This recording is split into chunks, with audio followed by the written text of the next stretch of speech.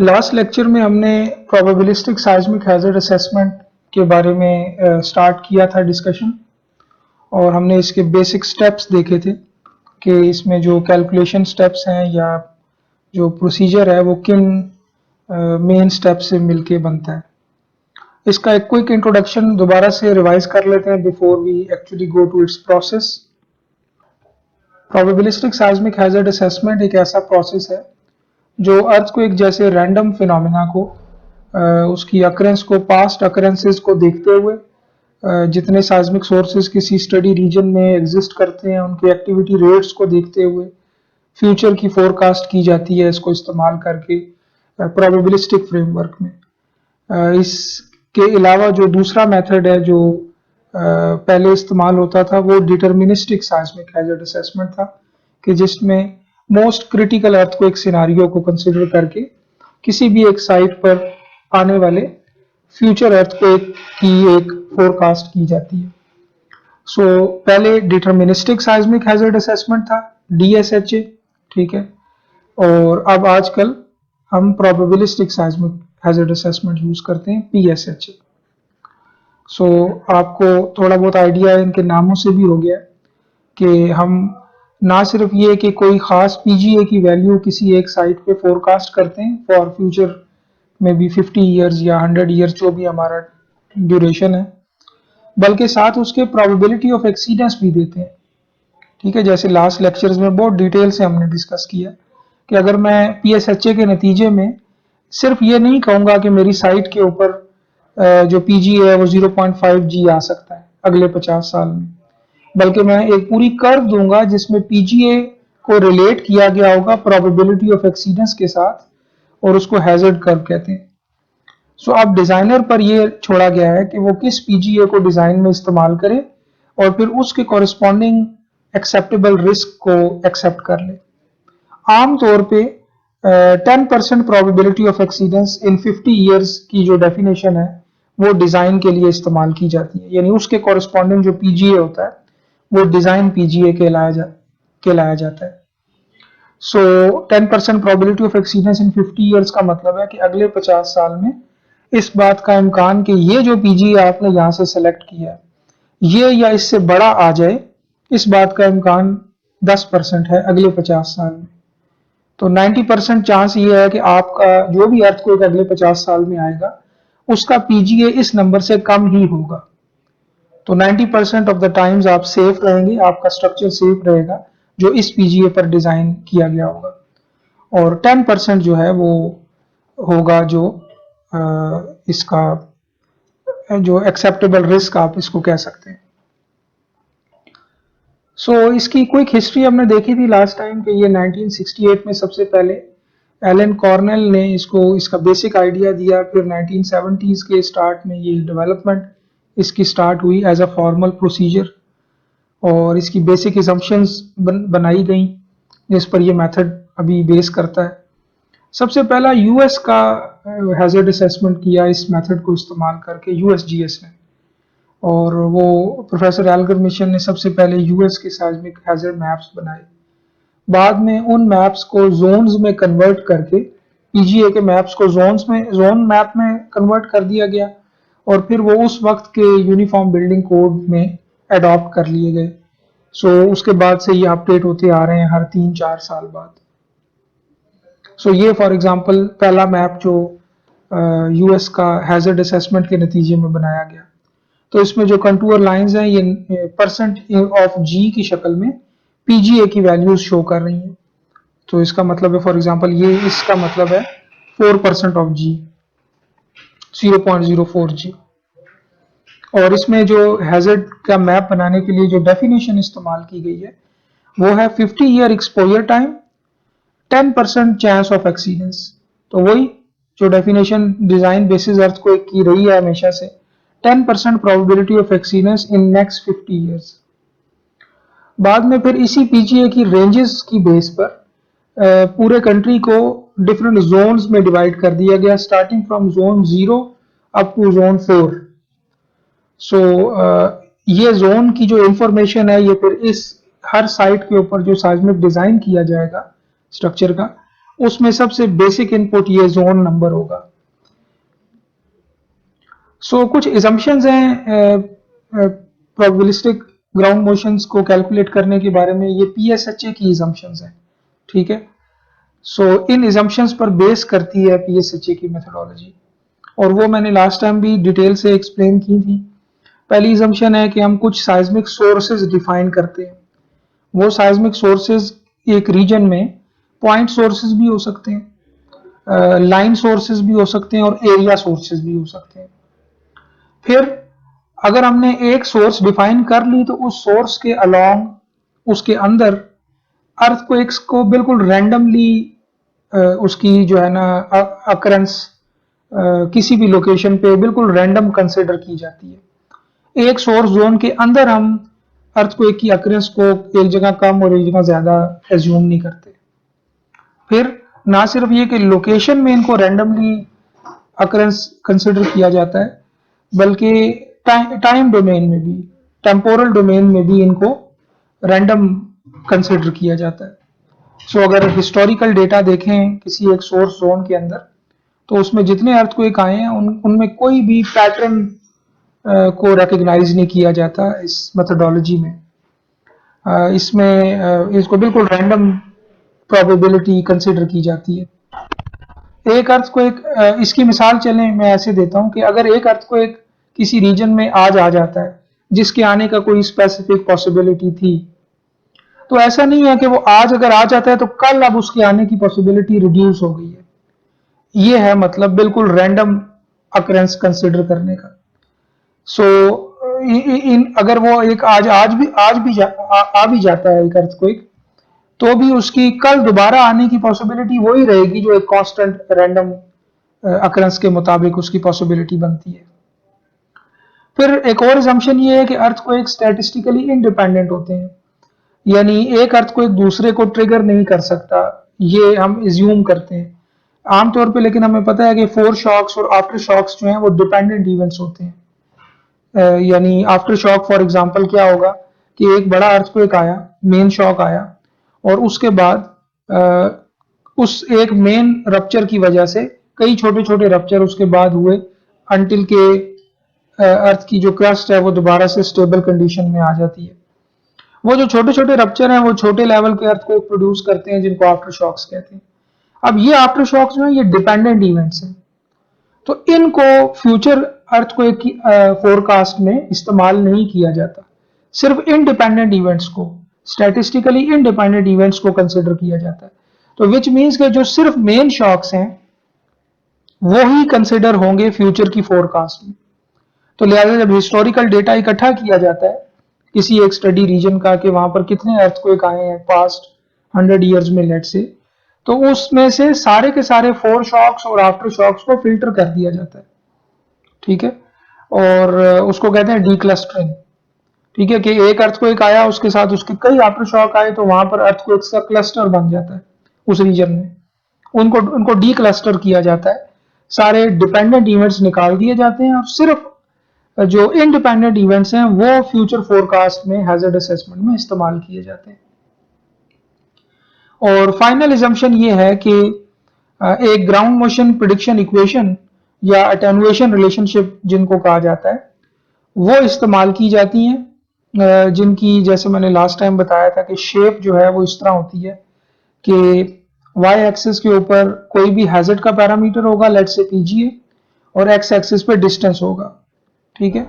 और ये equations predict करेंगी कि डिफरेंट मैग्नीट्यूड्स के जो अर्थक्वेक हैं उनका PGA डिस्टेंस के साथ साथ कैसे रिड्यूस होता है। तो इसका मतलब है अगर आपको अपनी सोर्स से आप लेट्स से एक फॉल्ट है, इससे आपको अपनी साइट का डिस्टेंस पता है, ठीक है, ये डिस्टेंस पता है, और आप यहाँ पर एक मैग्नीट्यूड एज्यूम करें कि मैग्नीट्यूड 7 आता है लेट्स से, तो मैग्नीट्यूड 7 वाली लाइन और डिस्टेंस को इस्तेमाल करते हुए आप फोरकास्ट कर सकते हैं, प्रिडिक्ट कर सकते हैं कि आपकी साइट पे मैग्नीट्यूड 7 की वजह से कितना PGA प्रोड्यूस होगा, ठीक है। तो ये है इस्तेमाल इन अटेनुएशन रिलेशनशिप्स का, या जिनको आजकल ग्राउंड मोशन प्रिडिक्शन इक्वेशंस कहते हैं, GMPEs। एट द एंड आप इस तरह का किसी भी स्टडी रीजन के लिए इस तरह का एक मैप बनाते हैं जो कि डिफरेंट कलर्स की शक्ल में या कंटूर लाइंस की शक्ल में पीक ग्राउंड एक्सेलरेशन को या कोई भी जो हैजर्ड पैरामीटर आपने लिया हुआ है उसको शो करता है एक स्टडी रीजन में। तो ये वो 4 या 5 स्टेप्स हैं जिनमें पहला तो इस तरह स्टेप नहीं है, बट मेन जो पीएसएचए के प्रोसीजर हैं वो ये 4 स्टेप्स हैं। आप एक साइट सेलेक्ट करेंगे, फिर उस साइट के इर्द गिर्द जितने भी टेक्टोनिक फीचर्स हैं जो साइज्मिक सोर्सेज का काम कर सकते हैं वो आइडेंटिफाई करेंगे। ये एक डिटेल्ड प्रोसेस है, अभी इसके बारे में डिटेल से देखते हैं कि क्या क्या इसमें किया जाता है। जितने एक्टिव फॉल्ट्स हैं जो लिटरेचर में अवेलेबल हैं, हिस्टोरिकल टेक्स्ट में जिनका जिक्र है, वो आप आइडेंटिफाई करेंगे। जहां पर आपको एक्टिव फॉल्ट्स नहीं मिलेंगे लेकिन अर्थक्वेक फिर भी आए हुए हैं, इसका मतलब है वहां साइज्मिक सोर्स जोन बना देंगे, यानी एरिया सोर्सेज आप इनको कह लें। एरिया सोर्सेज, ये जो फॉल्ट्स हैं ये एक तरह के लाइन सोर्सेज हैं, अर्थक्वेक के सोर्स हैं लेकिन लाइन सोर्स। तो पहला स्टेप है साइज्मिक सोर्सेज को आइडेंटिफाई करना। दूसरा स्टेप, हर साइज्मिक सोर्स की साइज्मिसिटी रेट को, कि वो कितना एक्टिव है, कितना फ्रीक्वेंटली अर्थक्वेक प्रोड्यूस करता है, इसको डिफाइन करना। और इसको डिफाइन जैसे मैंने लास्ट टाइम बताया था कि एक रिलेशनशिप से किया जाता है जिसको कहते हैं मैग्नीट्यूड रिकरेंस रिलेशनशिप। ठीक है, ये रिलेशनशिप ये बताता है कि कोई भी सोर्स, हर सोर्स का ये एक रिलेशनशिप होगा, तो ये बताएगा कि कौन कौन से मैग्नीट्यूड कितने फ्रीक्वेंटली ये सोर्स प्रोड्यूस करती है। और ये जाहिर है कि पास्ट डेटा की बुक को देखते हुए ये रिलेशनशिप बनाया जाएगा। पास्ट डेटा को देख के ये एस्टिमेट किया जाएगा कि ये सोर्स कितनी एक्टिव या कितनी कम एक्टिव है। तीसरे नंबर पे ये अटेनुएशन रिलेशनशिप जो है वो सेलेक्ट किया जाएगा लिटरेचर में से, जो प्रिडिक्ट करने के काम आएगी, जैसे मैंने लास्ट स्लाइड में बताया। तो वो एक इक्वेशन होगी या सेट ऑफ इक्वेशंस होंगी जो अर्थ को एक मैग्नीट्यूड को सोर्स टू साइट डिस्टेंस के साथ रिलेट करेंगी for different ground motion parameter को सोर्स टू साइट डिस्टेंस के साथ रिलेट करेंगी for different earthquake magnitudes and for different site conditions etcetera etcetera.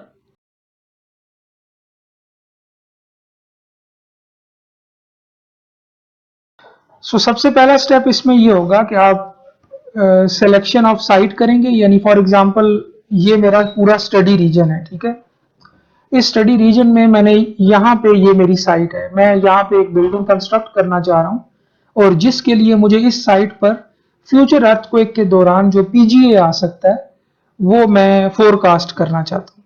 ठीक है, तो मेरा मेन अननोन इस पूरे प्रोसेस में, लेट से कोई भी ग्राउंड मोशन हैजर्ड पैरामीटर है, इस एग्जांपल के लिए कह देते हैं पीजीए।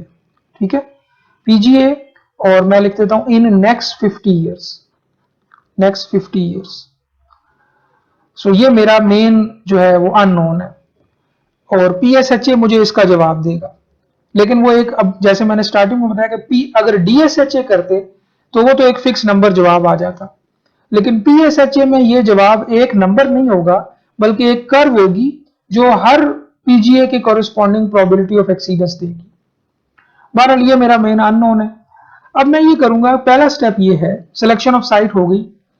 पहला स्टेप ये है कि मैं इस पूरे रीजन में जो मैं कंसिडर कर रहा हूं इसमें कितने साइज्मिक सोर्सेज हैं। लेट से मुझे ये पता है कि ये एक फॉल्ट है यहाँ पे, एक फॉल्ट यहाँ पे है, एक फॉल्ट यहाँ पे है, और कुछ ऐसे भी, ये मुझे कैसे पता है, ये मुझे लिटरेचर से पता है, बिकॉज हिस्टोरिकल डेटा अगर देखें तो इन फॉल्ट्स के आगे पीछे बहुत से अर्थक्वेक्स कॉन्सेंट्रेटेड होंगे।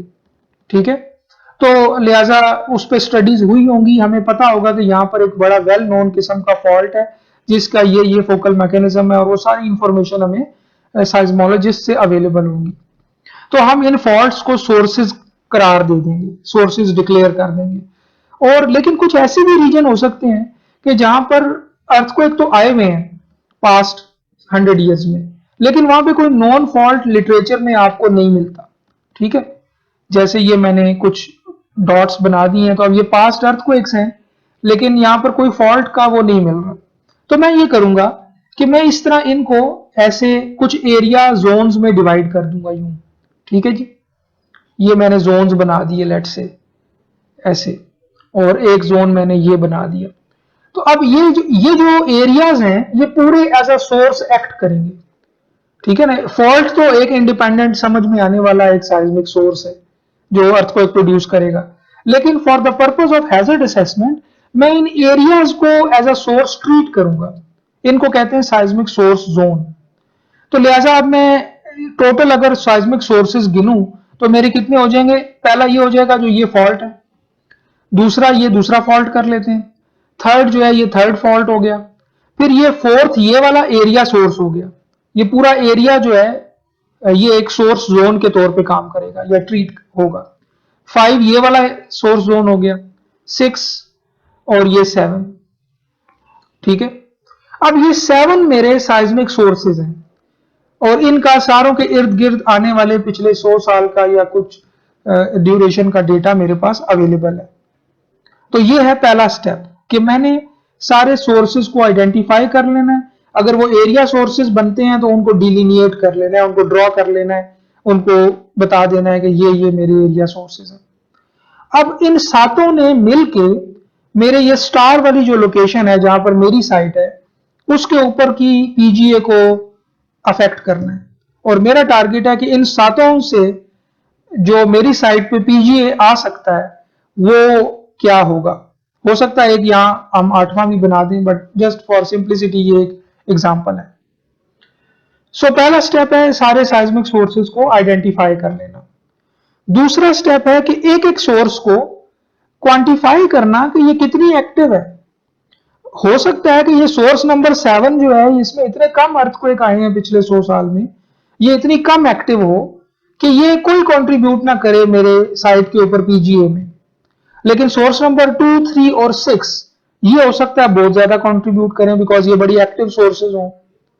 तो लिहाजा अगले स्टेप में हम एक रिलेशनशिप के जरिए क्वांटिफाई करेंगे कि कौन सी सोर्स कितनी एक्टिव है। और वो क्वांटिफाई कैसे करेंगे?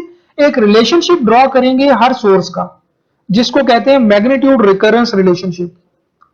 इसका सिंपल फॉर्म ये है, अभी आगे डिटेल से भी देखेंगे, कि जिसमें वाई एक्सिस पे हम सिंपली कहते हैं नंबर ऑफ अर्थक्वेक्स और एक्स एक्सिस पे कहते हैं मैग्नीट्यूड, और ये हर सोर्स के लिए ये ग्राफ बनाएं, ठीक है। और किसी एक सोर्स के लिए लेट से मैं बनाता हूं, सोर्स नंबर 1 के लिए बनाता हूं, लेट से सोर्स 1 के लिए। अब इस बनेगा कैसे? पिछले 100 साल के या जितने भी साल का डेटा अवेलेबल है जो हमने पहले नंबर पे ही इकट्ठा कर लिया है for the purpose of this hazard assessment, मैं ये गिनूंगा कि इस सोर्स नंबर ए से कितने अर्थक्वेक प्रोड्यूस हुए हैं उस डेटा में, कितने अर्थक्वेक इससे एट्रीब्यूटेड है, जो भी उसके इर्द गिर्द आए होंगे सारे वो उसी की वजह से आए होंगे। तो वो मैं नोट कर लूंगा और उनकी तादाद वाई एक्सिस पे और वो किस किस मैग्नीट्यूड के हैं वो एक्स एक्सिस पे रख दूंगा। अब आप गैस कर सकते हैं कि इसकी शेप कैसी बनेगी इस रिलेशनशिप की। फॉर एग्जाम्पल यहां पर है मैग्नीट्यूड 5, 6, 7, 8 और 9 लेट्स से। तो अब आप सोच सकते हैं कि इसकी लाइन ऐसे नीचे को बनेगी, ठीक है। बिकॉज जैसे जैसे जब आप किसी भी सोर्स का हिस्टोरिकल डेटा देखेंगे तो आप देखेंगे कि मैग्नीट्यूड 5 के तो अर्थक्वेक बहुत ज्यादा आए होंगे, लेकिन 6 के उससे कम आए होंगे, 7 के उससे कम आए होंगे, 8 और 9 का कोई इक्का दुक्का कोई रेयर अर्थक्वेक इवेंट हो सकता हो, ठीक है। तो लिहाजा जैसे जैसे मैग्नीट्यूड इंक्रीज होता है नंबर ऑफ अर्थक्वेक्स जो उस मैग्नीट्यूड के आए होते हैं वो रिड्यूस होते हैं किसी भी सोर्स के अंदर आए हुए, चाहे वो फॉल्ट है या एरिया सोर्स है। यही काम एरिया सोर्स के लिए भी हो सकता था। एक एरिया सोर्स मैंने लिया लेट से नंबर 4 और इसके अंदर मैंने काउंट कर लिया कि कितने अर्थक्वेक आए हैं और वो किस किस मैग्नीट्यूड के हैं, उनसे ये रिलेशनशिप बना लिया कि वाई एक्सिस पे नंबर ऑफ अर्थक्वेक्स और एक्स एक्सिस पे जितने उस अर्थक्वेक मैग्नीट्यूड के आए हुए हैं। तो 5 के इतने आए हुए हैं, 6 के इतने आए हुए हैं, 7 के, 8 के और 9 के फॉर एग्जाम्पल। तो यूं अब किसी सोर्स की लाइन बनेगी कुछ थोड़ी सी जिसकी स्लोप डिफरेंट होगी, किसी कोई जो है वो 7 से बड़ा अर्थक्वेक उस पर आया ही नहीं होगा हिस्टोरिकली, तो वो 7 पे ही खत्म हो जाएगी लाइन। कोई होगी जो 8 तक जाएगी, कोई हो सकता है 8.5 तक जाए, किसी की स्लोप डिफरेंट होगी, किसी की डिफरेंट होगी। तो ये जो कर्व होगी या इसको मैग्नीट्यूड रिकरेंस रिलेशनशिप बोलते हैं, ये हमें बताएगा कि कौन सी साइज्मिक सोर्स कितनी एक्टिव है।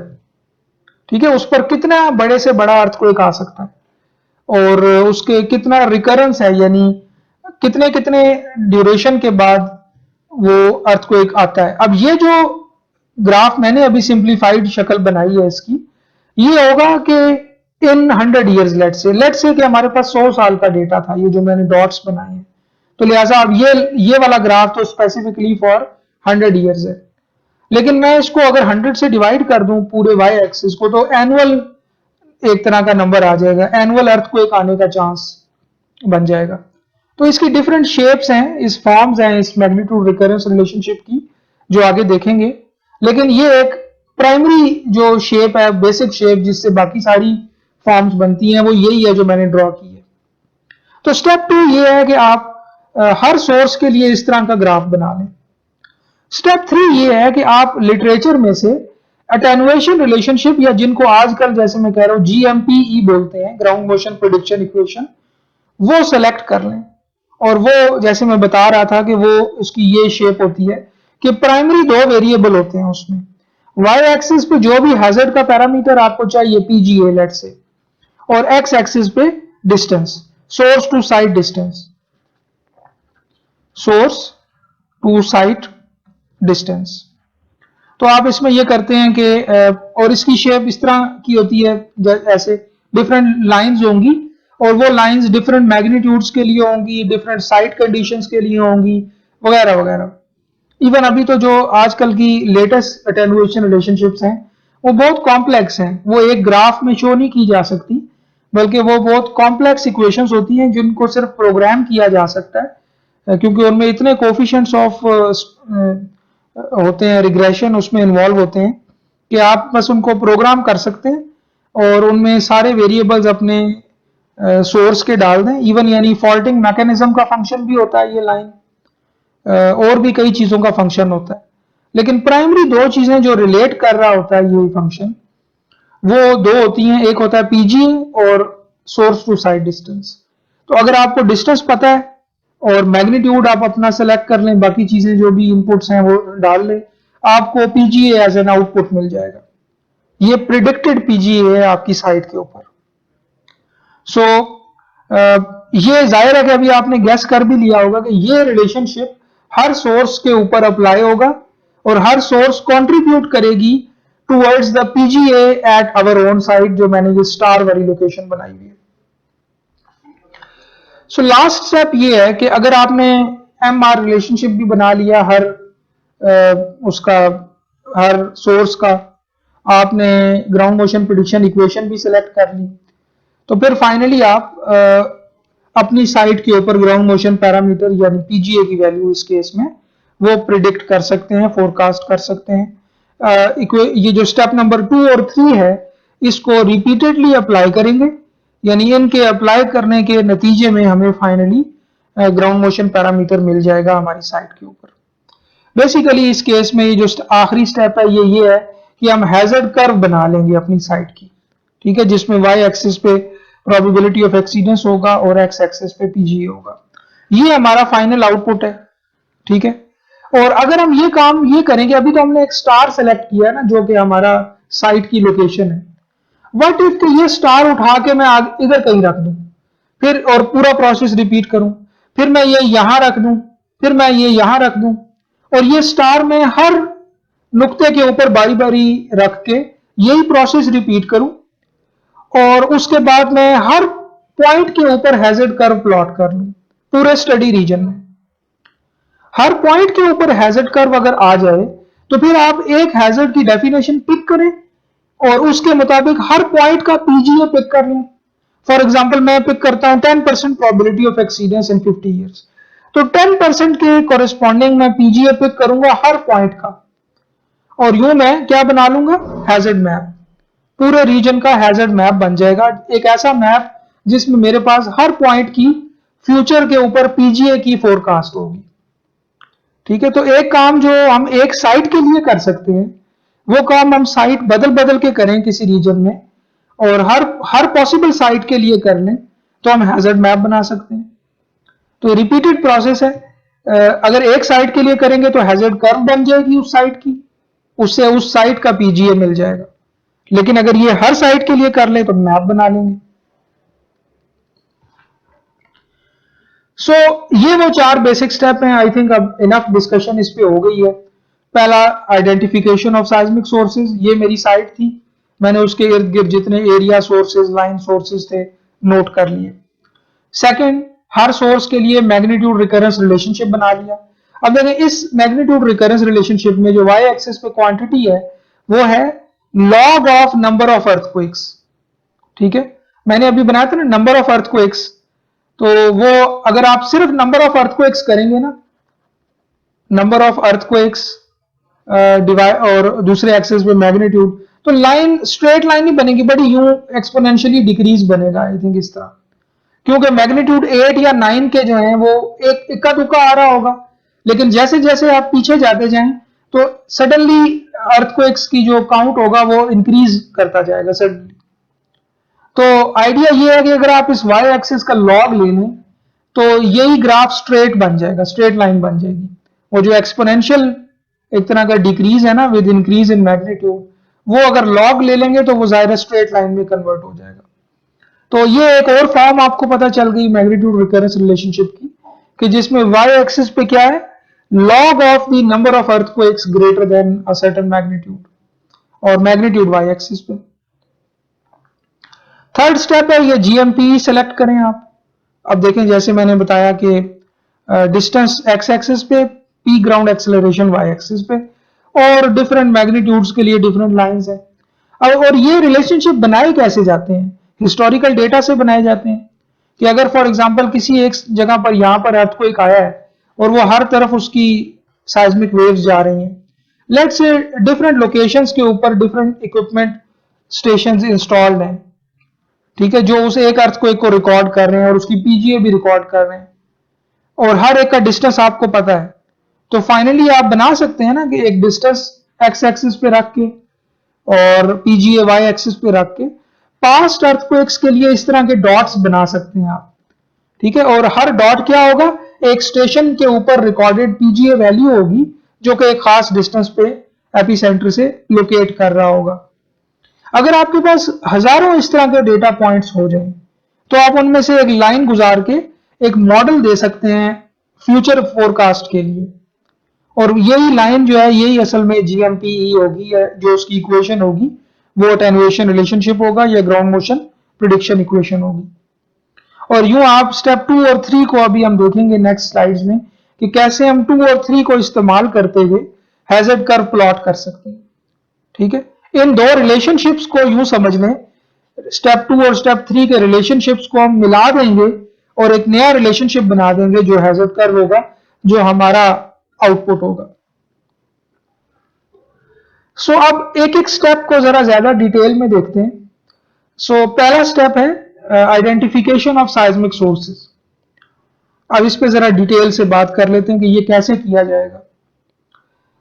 अगर तो एक्टिव फॉल्ट्स आपके इर्द गिर्द के रीजन में जहां पर आप हैजर्ड असेसमेंट कर रहे हैं, वहां वहां पर वो ऑलरेडी मैप हुए हुए हैं, आइडेंटिफाई हुए हुए हैं, यानी मतलब ये कि लिटरेचर में उनका जिक्र है, उन पर स्टडीज हुई भी हैं, you can find different research papers, और उनकी डिफरेंट जियोलॉजिकल पैरामीटर्स रिपोर्ट हुए हुए हैं लिटरेचर में, तो फिर तो अब वो डिफॉल्ट सोर्सेज बन जाएंगे फ्यूचर अर्थक्वेक के। सो ये तो आपको बने बनाए सोर्सेज फौरन मिल जाएंगे।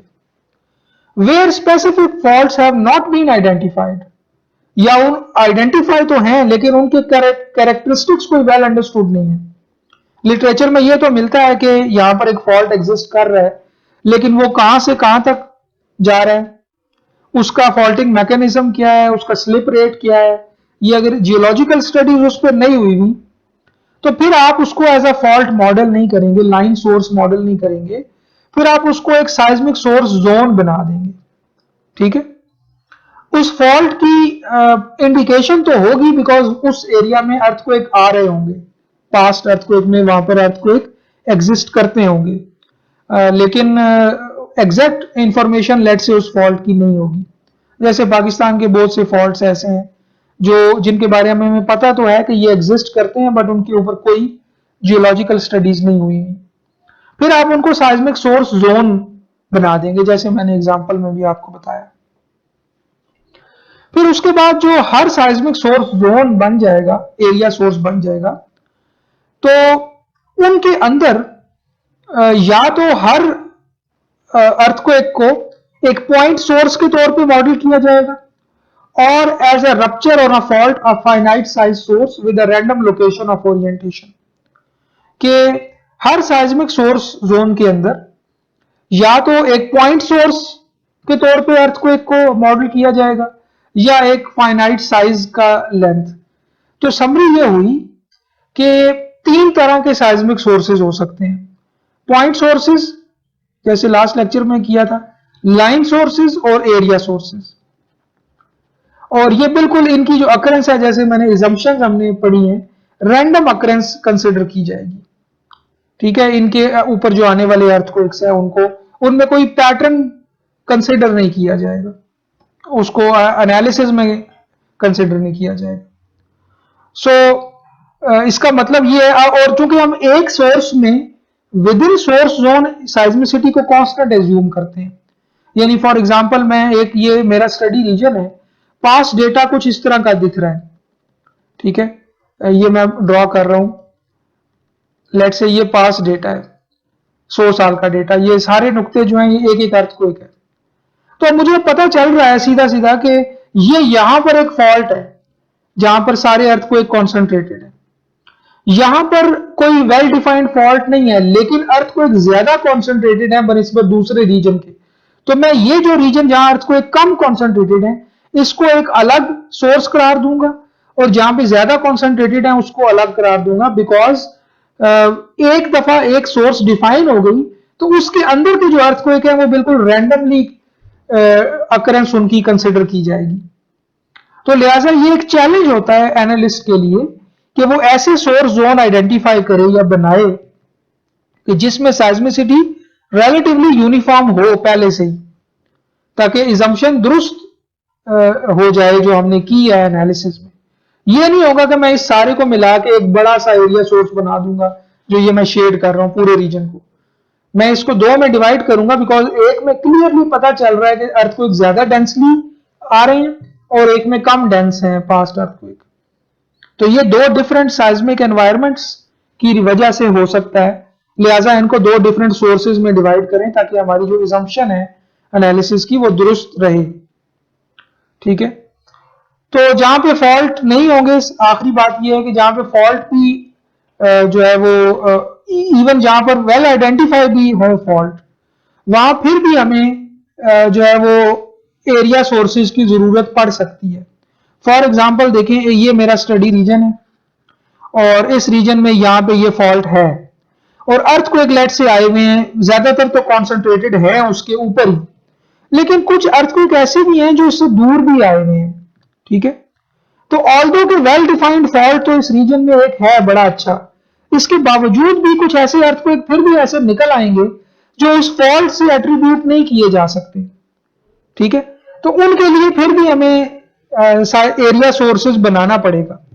ठीक है, जहां पर वेल डिफाइंड फॉल्ट्स हैं, मतलब हमें पता चल गया कि इस एरिया में 3 फॉल्ट्स ही हैं टोटल, वेल डिफाइंड है वो ए बी सी जो मैंने बना दिए हैं। इसके बावजूद ऐसे अर्थक्वेक आपको डेटा में मिल जाएंगे जो इन ए बी और सी तीनों में से किसी से भी एट्रीब्यूट नहीं किए जा सकते।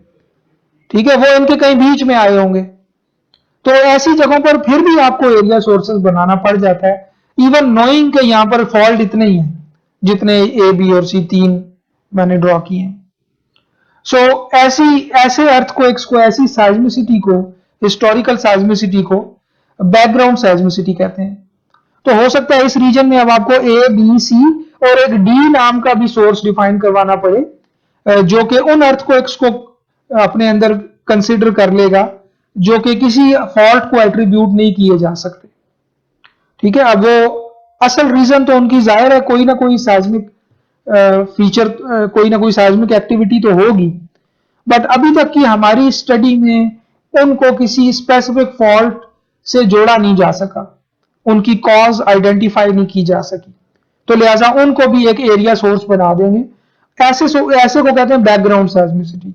तो बैकग्राउंड साइज्मिसिटी भी एरिया सोर्सेज ही होते हैं, बेसिकली ये वो अर्थक्वेक होते हैं जो फॉल्ट एट्रीब्यूटेड नहीं होते। जी।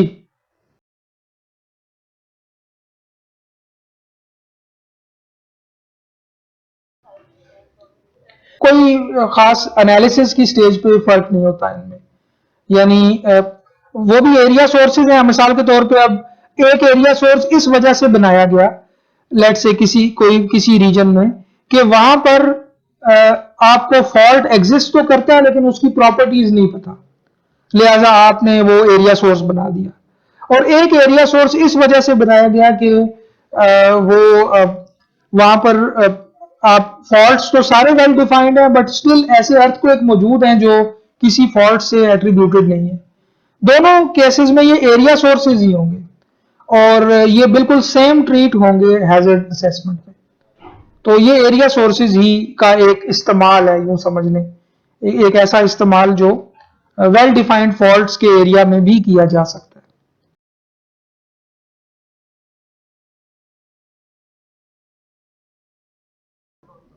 नहीं, फॉल्ट लाइन सोर्स ही है, लाइन सोर्स ही है। लेकिन देखें, एरिया सोर्सेज, समरी ये हुई कि एरिया सोर्सेज दो वजह से बन सकते हैं। एक तो फॉल्ट वहां पर एग्जिस्ट करता है, हमें पता है, लेकिन उसकी प्रॉपर्टीज इतनी अवेलेबल नहीं है कि उसको एक्सप्लिसिटली डिलिनिएट किया जा सके, बताया जा सके कि ये एरिया सोर्स है, ये फॉल्ट सोर्स है। तो लिहाजा फॉल्ट के तौर पे उसको मॉडल नहीं करेंगे, उसको एरिया ही बना देंगे, एरिया सोर्स बना देंगे। ठीक है।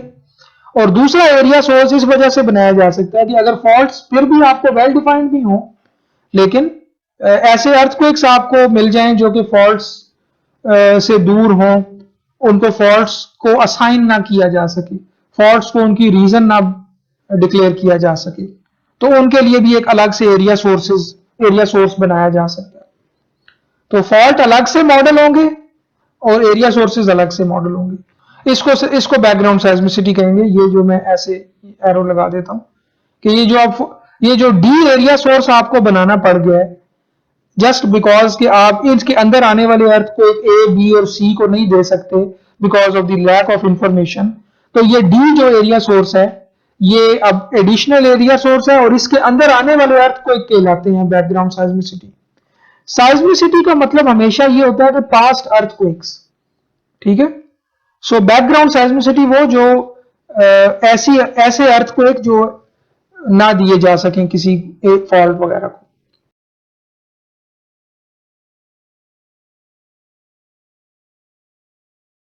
साइज्मोटेक्टोनिक environment of the whole region को आपने ज़हन में रख के ये सोर्सेज बनाने हैं।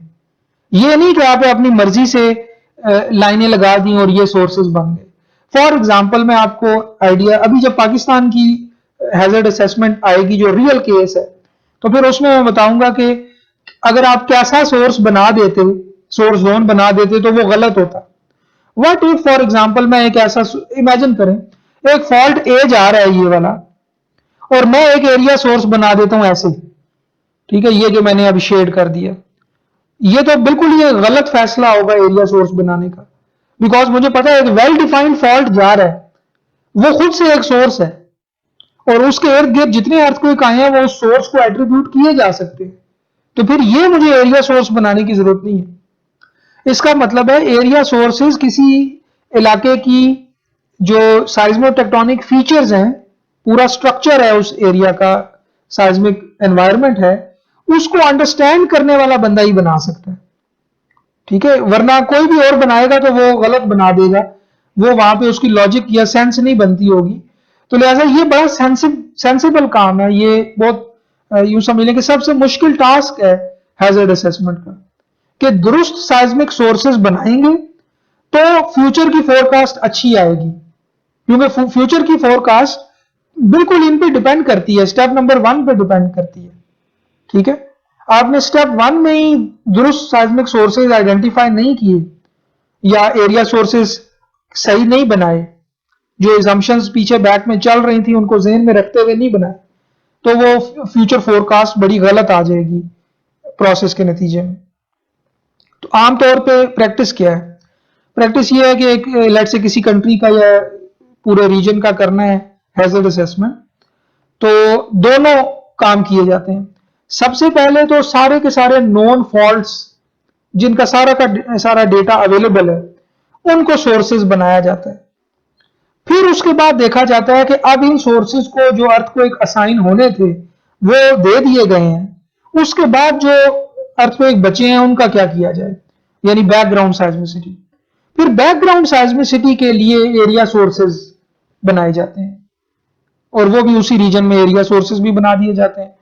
और अगर कोई ऐसा एरिया है जहां पर फॉल्ट्स का डेटा अवेलेबल नहीं है, तो फिर उसके लिए भी एरिया सोर्सेज बनाए जाते हैं।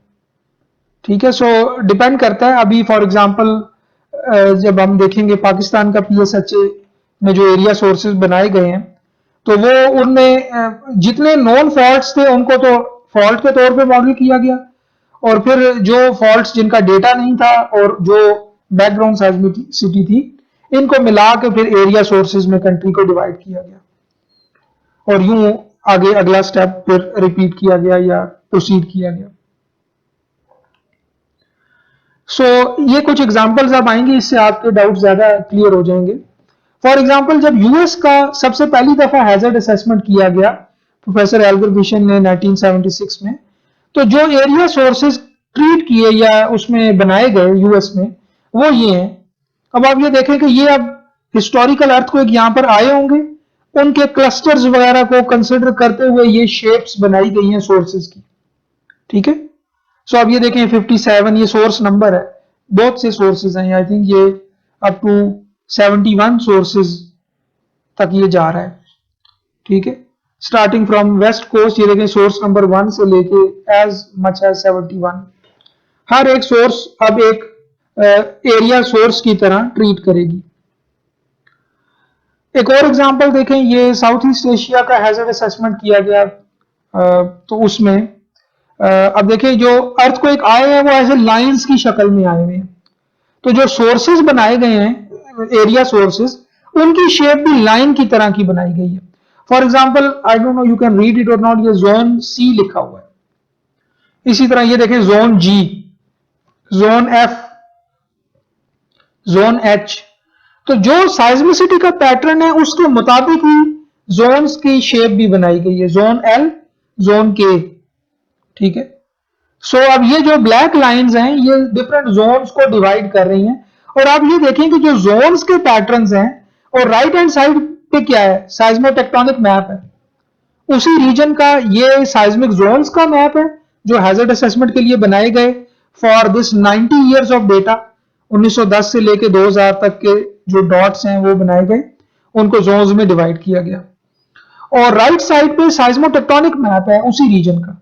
तो आप देखेंगे कि टेक्टोनिक्स के साथ जोन्स मैच कर रहे होंगे, 1 to 1 कॉरेस्पॉन्डेंस होगी। ठीक है, जो भी फॉल्ट्स या प्लेट बाउंड्रीज वगैरह हैं और जो पास्ट अर्थक्वेक्स हैं वो रिलेट कर रहे होंगे। तो ये अब देखें 90 इयर्स का डेटा लेके 12 जोन बनाए गए, और ये 12 जोन फिर इस एरिया की हैजर्ड असेसमेंट में इस्तेमाल किए गए। ये आप इसी तरह अगर पाकिस्तान की मेजर टेक्टोनिक्स देखें तो हमें पाकिस्तान का पूरा साइज्मिक टेक्टोनिक एनवायरनमेंट समझना पड़ेगा। बेसिक फीचर्स क्या हैं? नॉर्थ पे हमारे डायरेक्ट कोलियन है 2 प्लेट्स का, तो ये मेन बाउंड्री थ्रस्ट है, ये डायरेक्टली हेड ऑन कोलियन टाइप है। साउथ में हमारे पास स्ट्राइक स्लिप फॉल्ट्स हैं, बिल्कुल साउथ में चले जाएं तो मकरान सबडक्शन जोन है। अब ये 3 डिफरेंट साइज्मोटेक्टोनिक एनवायरनमेंट है, डिफरेंट एरियाज में जो फॉल्ट्स हैं उनके डिफरेंट फॉल्टिंग मैकेनिज्म्स हैं।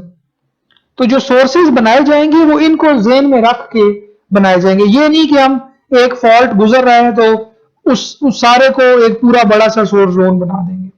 सोर्स जोन्स की शेप और उनका जो भी उनकी डायरेक्शंस वगैरह हैं, डिलिनिएशंस हैं, वो टेक्टोनिक फीचर्स को जेन में रख के बनाएंगे। ये कुछ पाकिस्तान का ऑलरेडी डिस्कस हो चुका है कि हमारा टेक्टोनिक एनवायरनमेंट कैसा है। हम भी अपने हिस्टोरिकल डेटा को देख के साइज्मिक सोर्स जोन्स बनाएंगे। ये अब मैग्नीट्यूड ग्रेटर देन 5 के अर्थक्वेक्स हैं 1900 से 2017 तक, तो इनको कंसिडर करते हुए, जियोलॉजिकल फीचर्स को कंसिडर करते हुए सोर्स जोन बनाए जाएंगे। सोर्सेज को डिलिनिएट करने से भी पहले इसका स्टेप 0 अगर मैं एक लिख दूं, वो है development of earthquake catalogue. Development of earthquake catalogue.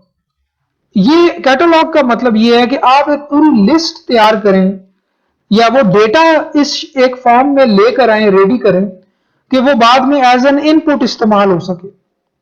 और वो डेटा ये है जिसको ग्राफिकली इस तरह के मैप्स में दिखाया जाता है, हिस्टोरिकल साइज्मिसिटी का डेटा, कि जो पिछले जितने भी अरसे का आप डेटा इकट्ठा कर सकते हैं।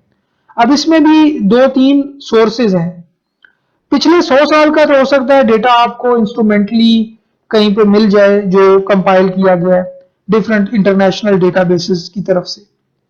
लेकिन आप हिस्टोरिकल अर्थक्वेक्स लाइक 500 साल 1000 साल पुराने अर्थक्वेक भी हिस्टोरिकल लिटरेचर में से ढूंढ के ला सकते हैं और उनका अप्रोक्सीमेट मैग्नीट्यूड एस्टिमेट करके, उनकी अप्रोक्सीमेट लोकेशन एस्टिमेट करके उनको इस तरह के मैप में इंक्लूड कर सकते हैं और वो फिर फ्यूचर की हैजर्ड असेसमेंट में इस्तेमाल हो सकते हैं। बिकॉज ये फिनोमेना, जैसे मैंने स्टार्ट में बताया कि हजारों साल के प्रोसेस के नतीजे में बनता है। तो पिछले 70 साल 90 साल या 100 साल का जो नैरो स्लाइस है, ये नाकाफी है आइडियली फ्यूचर की फोरकास्ट के लिए। तो हमारे पास आइडियली तो हजारों साल का डेटा होना चाहिए, लेकिन हम ये कर सकते हैं कि कुछ पिछले अरसे का डेटा जो हमें रिकॉर्डेड इक्विपमेंट वगैरह की वजह से मिल गया, और बाकी हम हिस्टोरिकल रिकॉर्ड से, हिस्ट्री की बुक से, जो भी उस एरिया में हिस्टोरिकल टेक्स्ट अवेलेबल हैं, उनसे एस्टिमेट कर सकते हैं कि इस टाइम पर इतने मैग्नीट्यूड का एक अर्थक्वेक आया है, जो भी उसमें डिस्क्रिप्शंस अवेलेबल हैं उस अर्थक्वेक की, उनको देख के। तो ये जो अर्थक्वेक कैटलॉग बनाना है, ये एक तरह का सोर्सेज वाले स्टेप के अंदर शामिल है और वो आप यूं कंपाइल करते हैं, उस एक एक अर्थक्वेक को अच्छी तरह से छांटी करते हैं, उसको समझने की कोशिश करते हैं। डिफरेंट इंटरनेशनल सोर्सेज हैं जो आपको किसी भी एरिया में आने वाले अर्थक्वेक्स का डेटा दे देती हैं कि वो कितने मैग्नीट्यूड का था, उसका एपिसेंटर कहाँ था, ये सारी इंफॉर्मेशन दे देती हैं। वो फिर आप उनको एक एक को स्टडी करते हैं, क्योंकि इनकी वजह इन्होंने फ्यूचर फोरकास्ट पे असर डालना है ना, तो लिहाजा आप अपनी पूरी तसल्ली करते हैं कि ये डेटा रिलायबल है और ये आप कोशिश करते हैं कि हर अर्थक्वेक का जो कॉजिंग सोर्स है वो आपको मालूम हो। ये अगर ना मालूम हो सके तो फिर आप उनको एरिया सोर्सेज की तरह मॉडल कर देते हैं। तो ये मैप भी एक हिस्टोरिकल साइज्मिसिटी दिखा रहा है इस रीजन की, मैग्नीट्यूड 5+, और ये आप यहाँ पर फिल्टर भी अप्लाई कर सकते हैं। ये राइट हैंड साइड पे अगर आप देखें तो एक पूरा फॉर्म है जिसमें आप time range, magnitude range, depth range ये वगैरह दे के आप डेटा को फिल्टर आउट कर सकते हैं। ये स्पेसिफिक जो स्क्रीनशॉट है ये मैंने आयरिस अर्थक्वेक ब्राउजर से लिया है। आप ये गूगल करें ये वर्ड तो आपको ये वेब ऐप आयरिस की बनाई हुई ये मिल जाएगी और आप इसमें डिफरेंट डेटा को जो है ना फिल्टर करके देख सकते हैं किसी भी रीजन का। ये मैग्नीट्यूड 6+ है, तो आप देख सकते हैं कि 5+ बहुत ज्यादा थे, 6+ उसके निस्बत बहुत कम है। अगर मैं 7+ करूंगा तो इससे भी फर्दर रिड्यूस हो जाएगा, तो एक तरह का एक्सपोनेंशियल डिक्रीज है। तो अब आपको वो मैग्नीट्यूड रिकरेंस का वो ग्राफ की ट्रेंड जेन में आ जाना चाहिए कि जैसे जैसे मैग्नीट्यूड बढ़ाते हैं, number of earthquakes historical data के अंदर एक्सपोनेंशियली डिक्रीज होते हैं। अच्छा, ये अब सारे मैग्नीट्यूड हैं, इनमें कोई फिल्टर नहीं लगाया गया, लेकिन डेप्थ का फिल्टर लगाया गया। Less than 30 kilometre deep earthquake show हो रहे हैं, तो ये शैलो अर्थक्वेक्स हैं बेसिकली। सो एक आपको इसमें साइज्मोटेक्टोनिक ट्रेंड नजर आ रहा है कि प्लेट बाउंड्री के साथ साथ ये कॉन्सेंट्रेटेड है। अगर मैं इसमें फिल्टर लगाऊं ग्रेटर देन 150 किलोमीटर, तो वो ऑलमोस्ट सारे के सारे हिंदू कुश रीजन में कॉन्सेंट्रेटेड है। बहुत ही कोई इक्का दुक्का है जो कंट्री के अंदर यहाँ पे आया हुआ है। इसी तरह आप डिफरेंट और फिल्टर लगा सकते हैं अपनी अंडरस्टैंडिंग के लिए। राइट हैंड साइड पे ये फॉर्म अवेलेबल है और आप चेक कर सकते हैं इस किसी भी रीजन की साइज्मिसिटी इस वेब ऐप को इस्तेमाल करके। एक और एग्जांपल देखें एरिया सोर्सेज की। ये जैसे मैंने स्टार्ट में एक एग्जांपल दी थी जी शेप की, ग्लोबल साइज्मिक हैजर्ड प्रोग्राम। ये एक यूं समझ लें कि इंटरनेशनल प्रोग्राम था जिसमें पूरे रीजन का, सिर्फ एक कंट्री का नहीं, पूरे रीजन का साइज्मिक हैजर्ड असेसमेंट करना था। सो लिहाजा उसमें बहुत से पूरे रीजन में एरिया सोर्सेज बनाए गए। तो ये वो देखें, जितने भी बॉक्सेस आपको नजर आ रहे हैं ये एरिया सोर्सेज हैं, और आई थिंक बॉक्स के अंदर जो नंबर है वो उस एरिया सोर्स में आने वाला सबसे बड़ा अर्थक्वेक का मैग्नीट्यूड है। ठीक है, लेकिन आपको अब एक आइडिया हो गया कि देखिए कुछ बॉक्सेस बहुत बड़े बड़े हैं, कुछ बॉक्सेस बहुत छोटे छोटे हैं। तो अब आप देखें ये पूरी की पूरी हिमालयन बेल्ट है, ये जो मैंने सर्कल की है, पाकिस्तान यहां पर है, और पूरी की पूरी हिमालयन बेल्ट में अगर आप देखें तो एरिया सोर्सेज बहुत ज्यादा कॉन्सेंट्रेटेड है।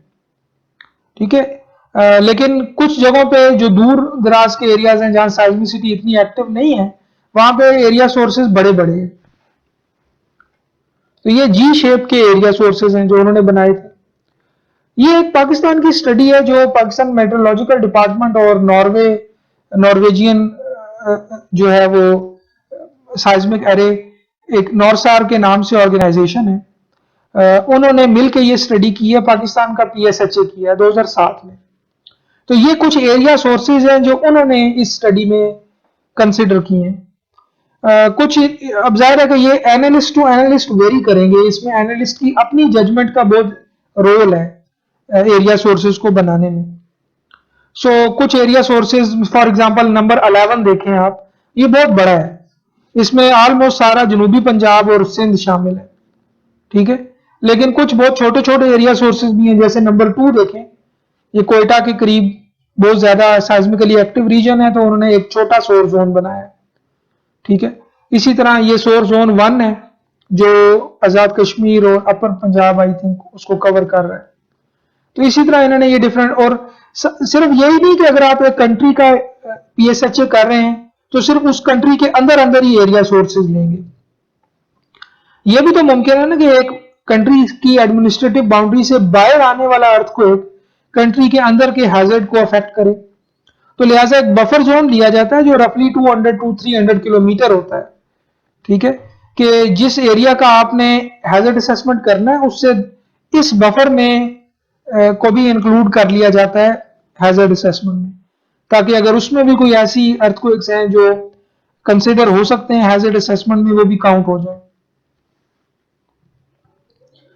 ये एक और स्टडी थी नेस्पाक ने की जो 2007 में जो बिल्डिंग कोड ऑफ पाकिस्तान में फाइनल मैप डाला हैजर्ड असेसमेंट का, उसके लिए जो नेस्पाक ने हैजर्ड असेसमेंट किया उसके ये एरिया सोर्सेज हैं। तो अब इसमें नंबर की बजाय उनको एक सिंबल दे दिया गया है, हर सिंबल जो है वो आपको यहाँ कलर्स से नजर आ रहा है। अब ये एक सोर्स जोन है। ठीक है, फॉर एग्जांपल ये जो पी है, अब ये पूरा का पूरा पी, इसके अंदर जितने अर्थक्वेक आए हैं पिछले 100 साल में वो रैंडमली डिस्ट्रीब्यूट किए जाएंगे और ये एज अ सोर्स एक्ट करेगा। ठीक है, और जाहिर है कि हम हैजर्ड असेसमेंट हर नुक्ते के लिए करेंगे, मतलब हम पहले एज्यूम करेंगे हमारी साइट इधर है, फिर इधर है, फिर इधर है, पूरे पाकिस्तान को कवर करेंगे और फाइनली पूरे पाकिस्तान के हर नुक्ते के लिए पीजीए कैलकुलेट करेंगे और फिर उससे हैजर्ड मैप बना लेंगे।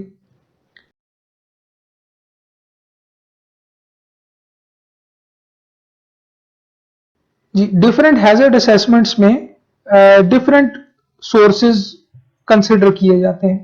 अब जो पुरानी हैजर्ड असेसमेंट्स अगर आप देखेंगे ना तो उनमें लाइन सोर्सेज यानी फॉल्ट्स को एक्सप्लिसिटली मॉडल नहीं किया होगा, और उसकी वजह यही है कि फॉल्ट्स का डेटा अवेलेबल नहीं होगा। ठीक है, सो अब हमें पता है कि एक लेट से ओरनाच नॉल फॉल्ट है जो यूं गुजर रहा है, अलाबंद है, चमन फॉल्ट है, ऐसे आ रहा है, बहुत से फॉल्ट्स हैं जो पाकिस्तान में हमें पता है, लेकिन इस हैजर्ड असेसमेंट में वो ट्रीट या कंसिडर नहीं किए गए, इसमें सिर्फ एरिया सोर्सेज लिए गए थे। लेकिन अब जो नई हैजर्ड असेसमेंट हो रही हैं जो आगे मैं बताऊंगा अभी आपको, उनमें से कोई कोई उनमें एरिया सोर्सेज भी हैं और फॉल्ट सोर्सेज भी हैं। ठीक है, सो पुरानी हैजर्ड असेसमेंट्स में एरिया सोर्स सिर्फ एरिया सोर्सेज ही लिए जाते थे। ये एक एग्जांपल है जिसमें इस्लामाबाद का पीएसएचए किया गया। तो इस्लामाबाद की अगर आप एडमिनिस्ट्रेटिव बाउंड्री देखें तो वो ये है, जो ये यहाँ पे एक मैप आ रहा है जिसको मैं सर्कल कर रहा हूं, ये इस्लामाबाद की एडमिनिस्ट्रेटिव बाउंड्री है। और लेकिन जो सोर्स जोन बनाए गए इसकी हैजर्ड असेसमेंट के लिए वो उसके इर्द गिर्द जैसे मैंने बताया 200-300 किलोमीटर दूर तक बनाए गए। तो ये सोर्स नंबर 1, 2, 3 अप टू 6 बनाए गए हैं। इस स्टडी से ये मैप लिया मैंने। तो इन सारों की वजह से जो इस्लामाबाद के अंदर हैजर्ड मैप है, इस्लामाबाद का हैजर्ड मैप या हैजर्ड की वैल्यूज वो प्रिडिक्ट की गई हैं। ये एक स्टडी है जो अभी रिसेंटली नस्ट में की है हमने, और इसमें भी देखें आप, ये नंबर्स शो कर रहे हैं एरिया सोर्सेज को। कुछ एरिया सोर्सेज पाकिस्तान की एडमिनिस्ट्रेटिव बाउंड्री से बाहर हैं, कुछ अंदर है। ये शैलो एरिया सोर्सेज हैं जो 23 है तादाद में, और फिर ये डीप एरिया सोर्सेज भी हमने लिए। यानी एरिया सोर्सेज को डेप्थ की बेस पे भी क्लासिफाई किया जाता है। यानी ऐसा नहीं है कि फॉर एग्जांपल अगर मैंने ये एरिया सोर्स नंबर 1 ले लिया है, तो इसमें आने वाले जितने अर्थक्वेक्स हैं उनको जितनी भी डेप्थ है वो इसमें काउंट हो जाएंगे। ऐसा नहीं है कि सारे के सारे डेप्थ के जो इवेंट्स हैं वो नंबर 1 सोर्स में, जिसको मैंने हाईलाइट किया है, इसमें काउंट हो जाएंगे। बल्कि मैं इसको फर्दर डिवाइड कर सकता हूं डेप्थ की डिफरेंट लेयर्स के अंदर। मैं कह सकता हूं कि लेट से 50 किलोमीटर, 0 से 50 किलोमीटर जो डेप्थ है वो इसमें काउंट हो जाए सोर्स नंबर 1 में। लेकिन इसी एरिया में आने वाले जो 50 से ग्रेटर वाली डेप्थ के हैं अर्थक्वेक, वो नंबर 1 में काउंट ना हो, बल्कि उन सारे 50 से ग्रेटर वालों के लिए मैंने कोई और नए सोर्सेज बनाए हुए हैं। ठीक है, तो आप देखें जब हमने हिस्टोरिकल अर्थक्वेक्स को देखा डेप्थ वाइज, तो हमें पता चला कि जो डीप अर्थक्वेक्स हैं greater then some kilometre depth, वो मोस्टली कॉन्सेंट्रेटेड है इस रीजन में। कुछ इक्का दुक्का यहां पर भी आए हुए हैं और कुछ ऊपर भी हैं यहां, लेकिन बीच के रीजन में हमें कोई डीप अर्थक्वेक नहीं मिल रहा। लिहाजा हमने वो जो सोर्सेज बनाए हैं वो ऐसे बनाए हैं कि जहां पर डीप अर्थक्वेक आते हैं वहां डीप एरिया सोर्सेज बना दिए जो 5 हैं, और वो बड़े बड़े बना दिए, और शैलो के लिए हमने छोटे छोटे 23 एरिया सोर्सेज अलग से बना दिए। तो अब एक तरह के ये टोटल आप कह लें 28 एरिया सोर्सेज हैं। तो यूं समझ लें कि 2 एरिया सोर्सेज ओवरलैप भी हो सकते हैं अगर उनकी डेप्थ की रेंजेस अलग अलग कर दी जाए तो। जब हमने अर्थक्वेक काउंट किए, जो कि हर एरिया सोर्स में जब जो अर्थक्वेक आ रहे हैं वो अगर आप काउंट करें, तो शैलो अर्थक्वेक थे 4823, जो पिछले आई थिंक 100 ईयर्स का डेटा था, और डीप अर्थक्वेक्स थे 1457। ये इंडिपेंडेंट इवेंट्स थे, फोर शॉक्स और आफ्टर शॉक्स को निकाल के, ठीक है, जो फाइनली हैजर्ड की फोरकास्ट में इस्तेमाल हुए होंगे। ये था सारी डिस्कशन स्टेप नंबर 1 की, ठीक है, जो सोर्सेज की बात थी। आई थिंक यहीं पे सेशन एंड करते हैं और अगले सेशन में स्टेप 2 की बात करेंगे, कि जिसमें हम हर सोर्स जो डिफाइन कर ली एक दफा, अब उसकी एक्टिविटी रेट को क्वांटिफाई करेंगे, यानी मैग्नीट्यूड रिकरेंस रिलेशनशिप प्लॉट करेंगे। ये डिस्कशन नेक्स्ट टाइम के लिए रखते हैं।